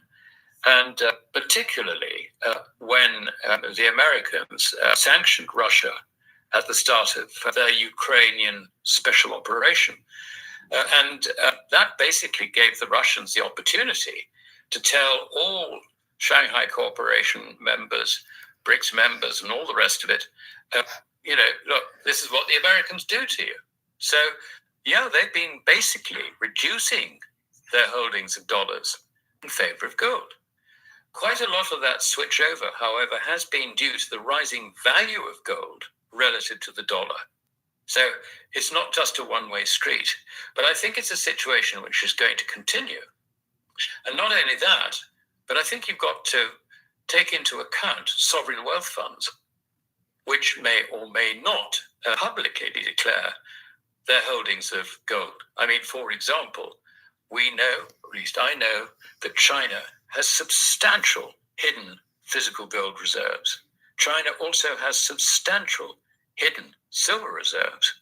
The same is also true of Russia. These are big mining nations for these two monetary metals as well. So there is a lot of extra physical bullion held, if you like, by these nations, by central banks or off balance sheet as far as the central banks are concerned. So the situation is already, the dollar is dead relative to gold in terms of foreign reserves. It's all about confidence in it at the end of the day. I mean, it very much reminds me of the 1965 debacle with President de Gaulle when he brought it to everyone's attention. I want my gold in exchange for currency.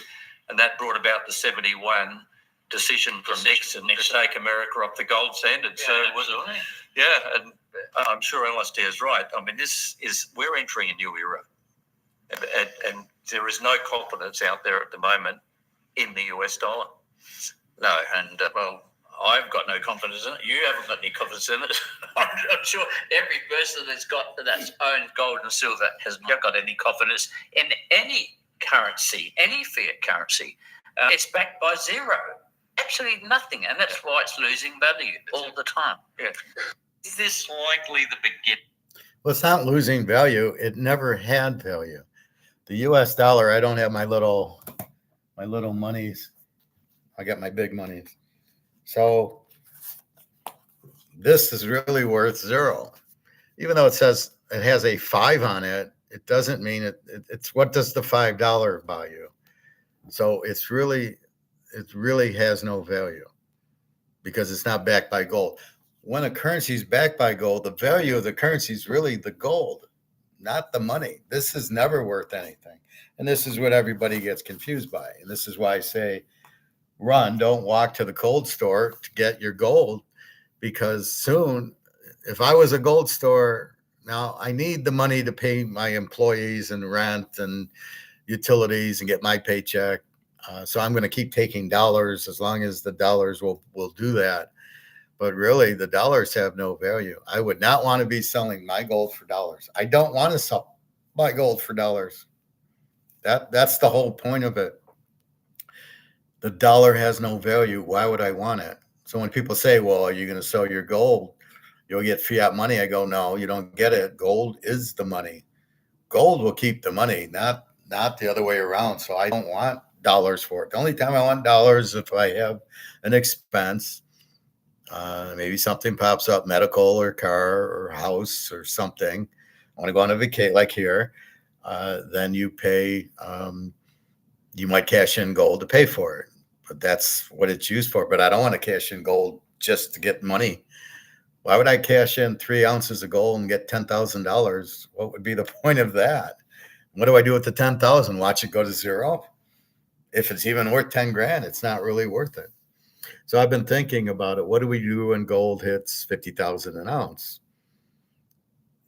Will the dollars still be there? My friend thinks there won't be dollars, and I says that's ridiculous. There'll always be dollars, like I said, because the mafia makes a lot of money selling drugs and women and all that stuff. And it cannot be, you can't use a credit card to buy your drugs. So there'll always be dollars because they always want to keep it under the table.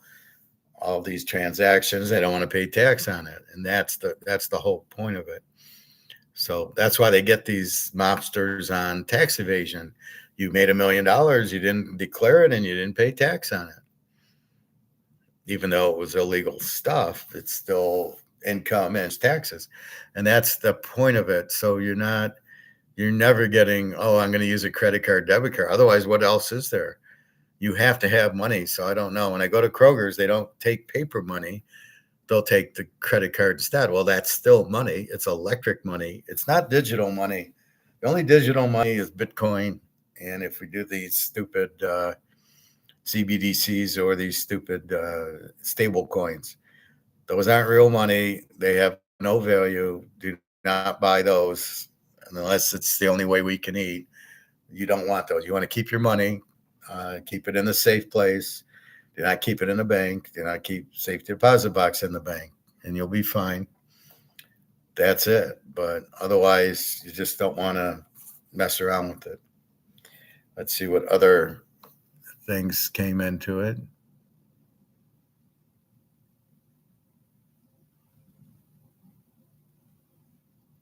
Poland shoots down Russian drones. Why are Russian drones going to Poland? Russia does not want Europe. They don't want a bigger war, so we'll see. Charlie Kirk was assassinated. Jimmy Kimmel, Megal McCann, Josh Duhamel, and more celebrities. I don't know who Charlie Kirk is. I heard a friend of mine says, Charlie Kirk died. I go, who's that? I guess he was a conservative. He was assassinated, so it's not like he was even, he had cancer or he ate at McDonald's for a week. Very strange. It starts tonight. I did the math on silver. The results shocked me. Okay, there's no math you can do on silver. It's all COMEX. COMEX price fixing. When COMEX goes away, silver goes up. Until then, you can do whatever. And that's what I don't like about Andy Sheckman. It starts tonight. He does this shit just for attention. It starts tonight. Bullshit. It's up 50 cents today. Oh, yeah. Oh, it's really starting. All I can say with silver is if you, like I was talking to guys in the hot tub yesterday. I teach a lot of class in the hot tub. And I was explaining, and they had no clue. And after I was done with them, they where can you buy gold and silver? And I said, well, gold's $3,600. It's expensive. Well, it's not that. It's $3,700. You got to pay a premium of $110 for your gold. So right now it's at $3,630, I believe, or $3,640. I showed you. It's a hell of a lot more than, so it's really $3,740 to buy it. That's the premium the dealer puts on it. If it's still 110, I have to go. Maybe I'll go Saturday and check it out. But that's what you have to get to. So you can't afford that. I said, go buy a quarter ounce for $1,000. Go buy a tenth of an ounce for $450 now. Go buy silver at 40. It'll be $43, $44 an ounce. So go buy that. The West nightmare begins. Terror blocks Trump's tariff demands. This guy's great. Traore, he's very good. And he's a captain. He's their president. I'd rather have him than Trump.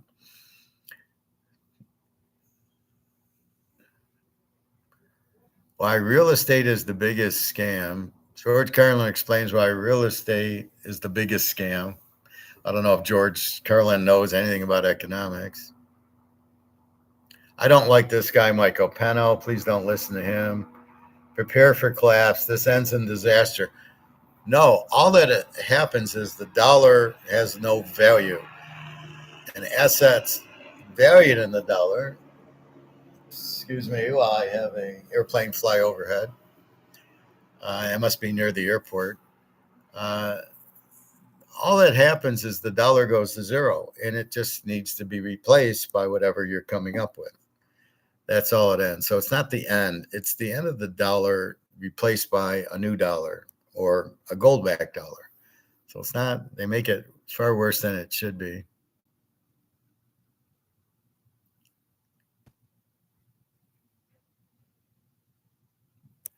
All right. Ukraine's army shattered. Russia nears the end game. Thank God for this. Maybe I can actually go see Daria now. There's nobody left for the Ukraine to fight with. It's all over. So hopefully this will end. I'm going to send all this to seniors Jenna. on Medicare who haven't claimed their spending card loaded with $3,300 have. And eventually this went to thousands and thousands every week. We now think Ukrainians have lost somewhere in the neighborhood of 1.8 million men killed. That's a tremendous number. And within the last 6 to 12 months, the losses have. All right. So hopefully this will end.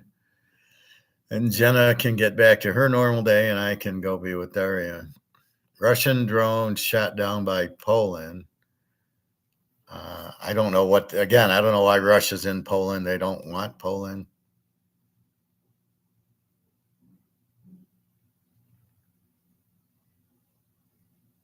Russia's largest airstrike on Ukraine shocks the world. So I guess they had a big airstrike. Zelensky's in big trouble. Trump panics on inflation and jobs numbers.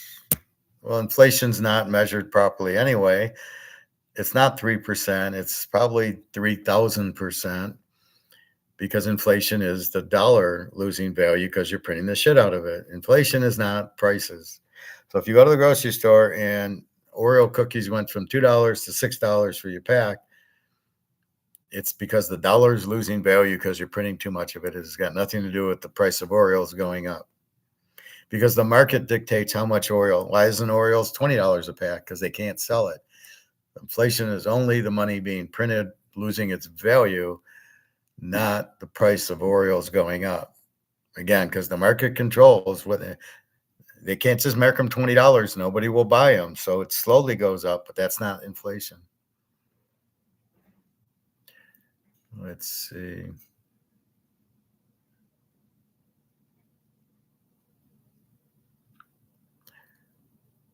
Let's see if I have any in my like column.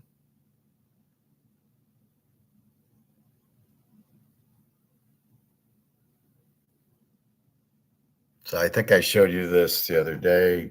Gold 71 to 80. Again, the variables have changed, so you really can't look at a chart and try to guess what it's going to do. That's my problem, my point. People look at charts going, well, this is what happened in 1990, so this is going to happen now. No, the variables are different, as you can see by football, and that's my concept. Football variables have changed. You can't just trend the game. Dallas plays the Giants this week. You can't really try. You can see how the scores were, but even now, the Giants got Russell Wilson. They got Scatterboo. A whole different team. Dallas still has Dak, CD Lamb, Pickens. So Dallas is a little bit better, I guess. The new head coach. You can't do a technical analysis on that game. Too many people have changed.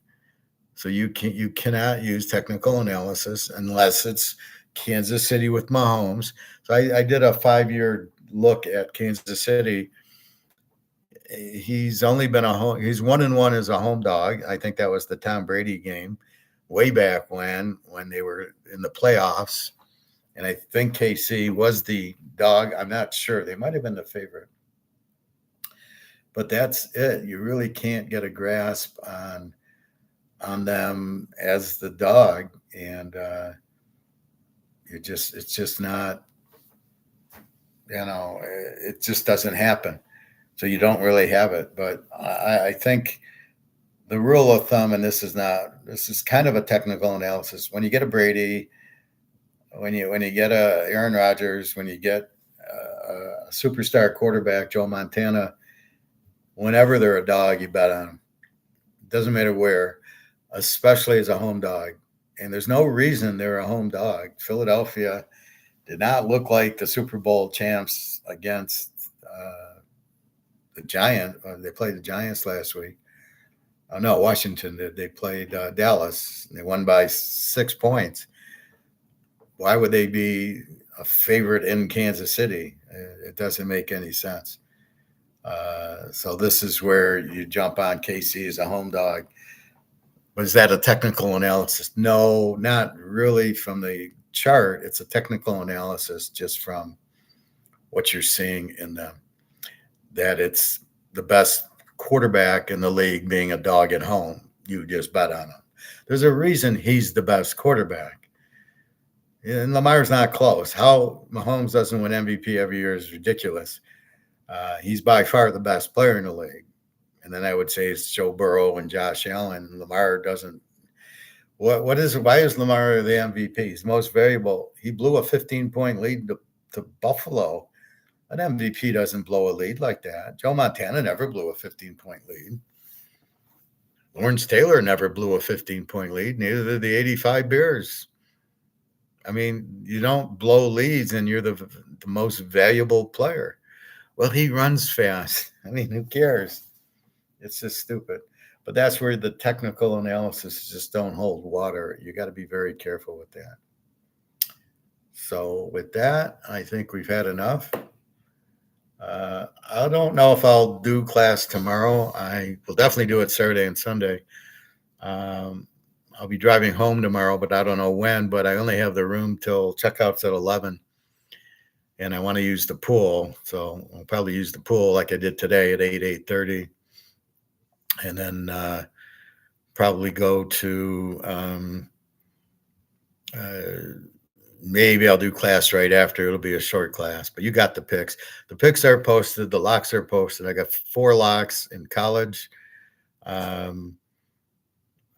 Titus, you're going to Vegas. Just buy the picks. I don't know what to tell you. I can't just give you picks.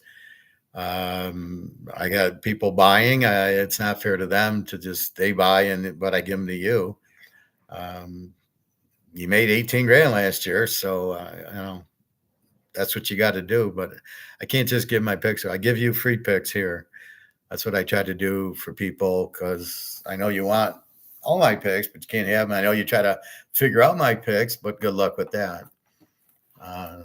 So anyway, just be careful with that. But yeah, they're posted. 2 locks. I've been red hot in college.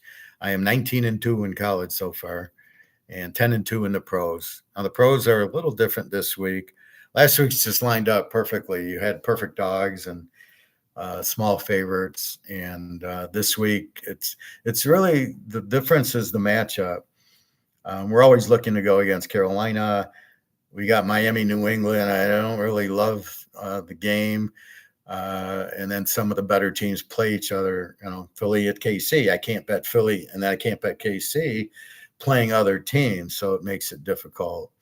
And San Diego's got Oakland, which is a different. It's a harder pick. I like both ways in the game, so you can't. Your hands are tied. So that's why it depends. You'd rather have San Diego at home to Carolina, then then I'll take San Diego. So sometimes you get those games, sometimes you don't. But I was able to find probably about 6 or 8 picks in the pros and 8 to 10 in college. My normal week. It's funny when I look at the pros at first, I don't see anything. Oh shit, I don't. But as I study and I look at the yards and I look at the defenses and I look at the quarterbacks and the injuries, you start going, I can play this game and I can play that game. Sort of like Cincinnati, Jacksonville. When I first looked at it, I didn't know what to do. But then it's Cincinnati, the line's way low. All right, Cincinnati, even if they lose, they get 2.5. They're not getting killed by Jacksonville. They don't have the quarterback or the defense to stop Burrow. Cleveland plays them twice a year, so kind of knew how to play them, but Jacksonville doesn't. They have a very weak defense. Carolina looks like the worst defense. So We are hunting defense, and we like betting on strong defense and betting against a weak defense. That's why we keep the stats. That's the point of it, because it changes every year. So we don't know who the worst is going to be and who the best.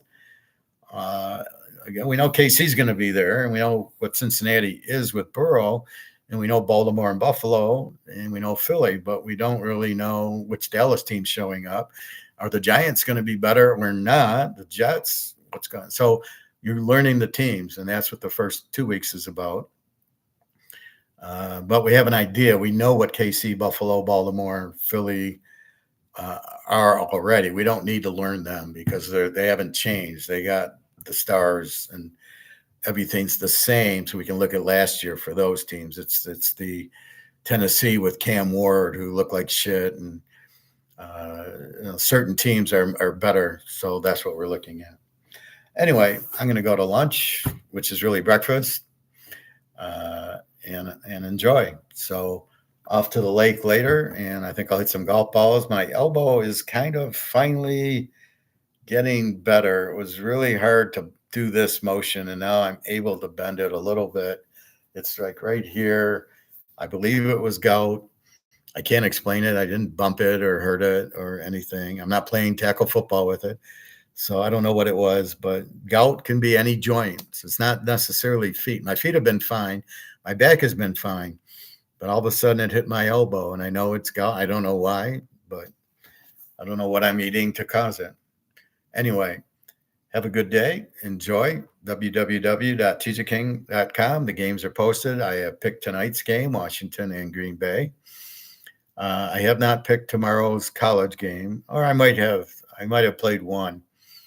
And then the locks on Saturday. There's 4 locks, really strong. And I don't know that I've got a pro lock. I'll dig around for one and see. I'm not locking the Philly KC game. Some of the others I might lock. Usually I feel it, and I'll keep an eye on the line. Like I said, if Indy goes favorite over Denver, and I don't see anybody hurt on Denver, that'll be a lock. If I get Denver plus 7.5, that's a lock. But right now, Denver's favored. So again, I'm waiting on that. That might come in.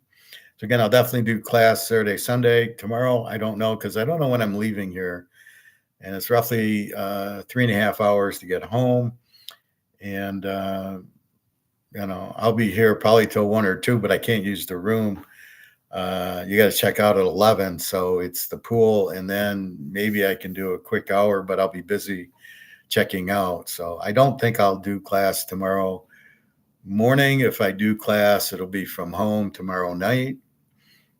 But I might as well just do it Saturday, Sunday. So you have the info needed. Watch your gold. So let's end with our gold price.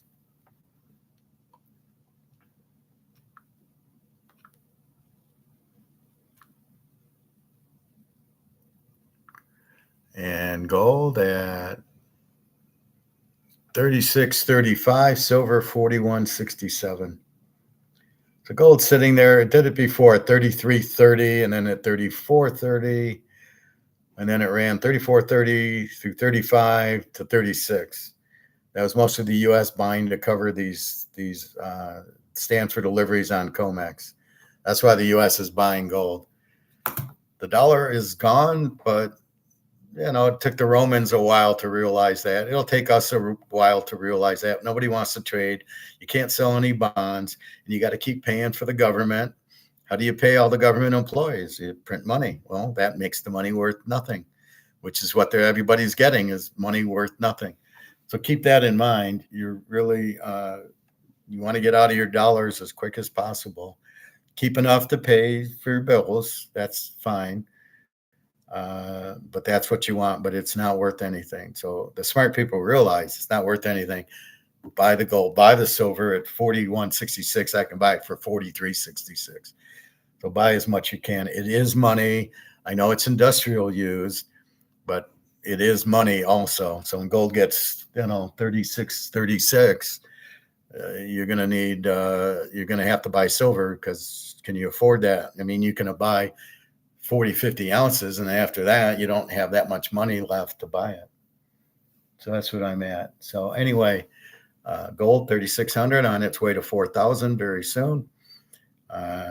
It might pop up 37, 3,800, and then finally go to 4,000, and then go to 5,000 on its way to probably after 5, it'll probably go to 10, and then to 20, and then it'll just keep going. It'll just keep going up as the dollar loses all value, which it has to, because it's not backed by anything and you're just printing it. And you can come out with stable coin, but if they're backed by dollars, means they're backed by air, it's not worth anything either. So don't take any of your money and buy stable coin or buy Bitcoin. They're not worth anything. As I say, show me what a Bitcoin looks like. Can you hold a Bitcoin? Well, if you can, it's just bullshit. Don't fall for it. All right, 3636. Have a good day. I will talk to you. Definitely be on Saturday morning with college and Sunday morning with pros for sure. Don't worry. But you pretty much have everything from what I gave you now. Keep your eye on the line and the injuries. All right. If something happens, I'll come on tonight or something. All right. Take care, everybody. www.teaserking.com. And hit that purchase picks. Make some money. Buy some gold with it.